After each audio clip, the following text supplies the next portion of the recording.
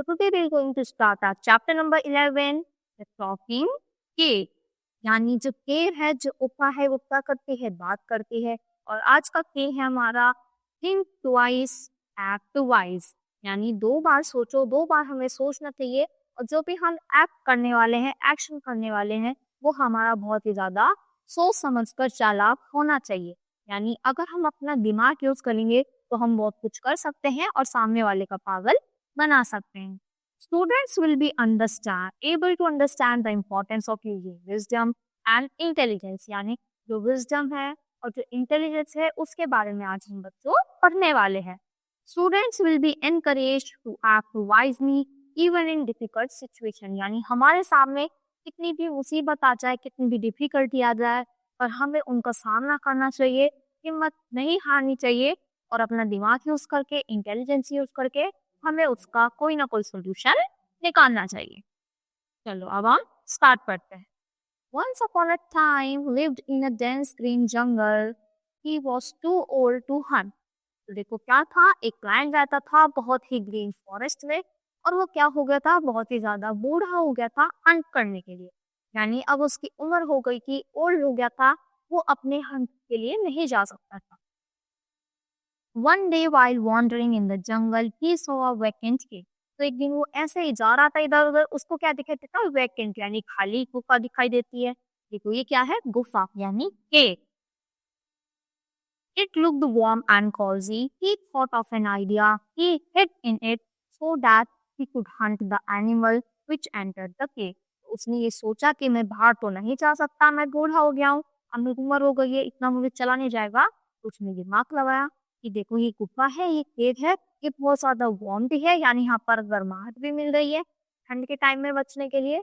और मैं एक काम करता हूँ, मैं इसमें जाकर छुप जाऊंगा, तो जो कोई भी एनिमल इसमें आएगा फिर मैं उसको खा जाऊंगा।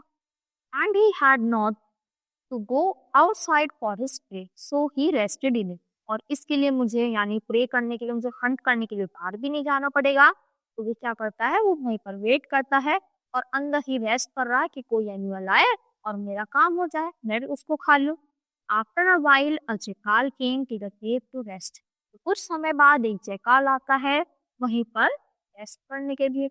He saw the lion's footprints going into the cave, but there were none coming out.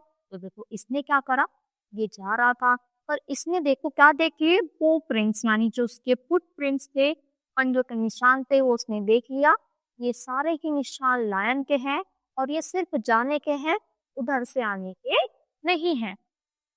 The clever jackal thought there must be a lion inside. I should check it first. तो उसको समझ आ जाता है कि जरूर अंदर एक लाइन छुप के बैठा है और वो बाहर नहीं आया है, तो मुझे एक बार चेकआउट कर लेना चाहिए। He pondered over what to do so. Soon an idea struck in his mind. He said loudly, "Hello, my dear cave. I am here." तो वो एकदम उसको आवाज आती देखो छुप गया, पर उसे पता चल गया कि अंदर लायन है और वो बाहर नहीं आया है। तो वो जोर से चिल्लाता है कि हेलो माय डियर केव, यानी गुफा, मैं आ गया हूँ। But there was no reply from inside, और अंदर से कोई भी रिप्लाई नहीं आता। He called out again, again there was no response. वो दोबारा आवाज लगाता है कि मैं आ गया हूँ, तब भी कोई आवाज नहीं आती। What happened to you my cave, why are you not greeting me today. तो बोलता है केव, आज तुम्हें क्या हो गया, तुम मुझे डेटिंग क्यों नहीं कर रही हो, वरना रोज तो तुम बोलती हो। You know I will enter when you say hello to me. Jackal played the trick. तो जैकाल ने अपना दिमाग लगाया और बोला कि पता है ना तुम्हें, अगर तुम मेरे को रिस्पॉन्स करोगी, वापस बोलोगी, तभी मैं अंदर आऊंगा। तो ये सब किसके लिए हो रहा था, लाइन को फूल बनाने के लिए, पागल बनाने के लिए। The lion heard this. तो ये सब लाइन सुन लेता है। He thought this cave must be speaking to him. तो सोचता है कि शायद ये जो केव है, ये गुफा है, ये इससे बात करती है। But when why is it not speaking. पर फिर आज ऐसा क्या हो गया कि ये नहीं बोल रही। I must speak for this cave as the jackal will go. इस केव की तरफ से मैं बोल देता हूँ, वरना तो ये जैकाल वहां से चला जाएगा। So the lion said in different voice, hello jackal, you are welcome here. तो वो लाइन अपनी आवाज चेंज करके बोलता है दूसरी वॉइस में कि हेलो जैकाल, तुम्हारा स्वागत है, तुम्हारा वेलकम है।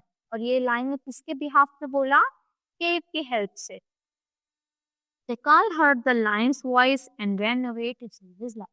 तो उसने आवाज सुन ली लायन की कि हाँ इसके अंदर जरूर कोई ना कोई है, और वहां से आवाज सुनते ही वो भाग लेता है और अपनी जान बचा लेता है। तो देखो कैसे जो लायन था वो क्या बनना था, बहुत चतुर बनना था, चालाक बनना था कि मैं अंदर छुप जाऊंगा, हाँ एनिमल आएगा हंट कर लेगा।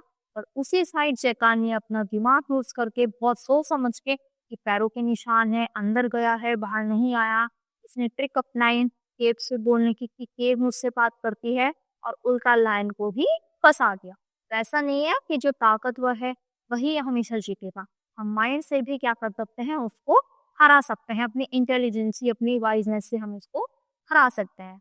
आई होप बच्चों you understood this chapter. That's all for today. Thank you.